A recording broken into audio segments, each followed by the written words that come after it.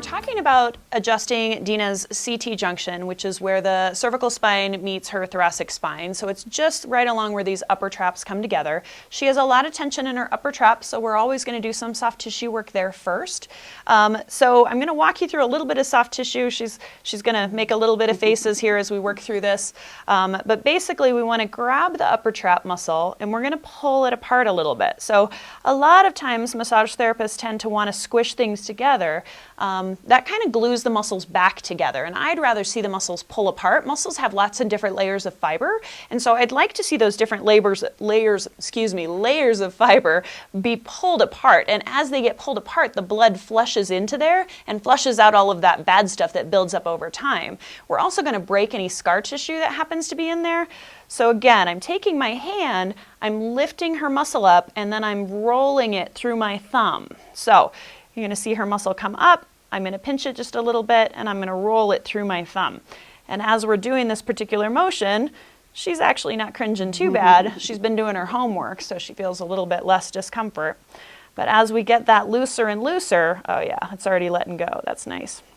She'll tell you it feels hot, it's warming up nicely, and now it's really nice and squishy in there. The reason we release that muscle is so that we can get the CT junction to move based on speed, not on force. You try not to use force with any adjustments. You always want to use speed. You get in and out quickly so the muscles don't have time to reject, and certainly none of the muscles are tense, and so you're not going to end up with any muscle damage at the end of the adjustment, no post-adjustment soreness, and the patient's going to tell you it's much more comfortable and there's much less of a sting to it when you do it that way. Okay. So again, I'm going to grab her upper trap so I've got a really good hold on it. You're going to notice that my fingers are fairly flat. You never ever curl your fingers like this because she'll tell you that's very uncomfortable and you're going to be digging in. Even if you don't have nails, you're going to be digging into the back of that muscle. So you want to keep everything very flat and you're going to kind of, I like to call it kitten pawing, but it can also be like an oven mitt. You could pretend you have an oven mitt on and you just want to grab a hold of that, and then you're just going to kind of roll it a little bit. So I'm rolling it and I'm pulling it apart.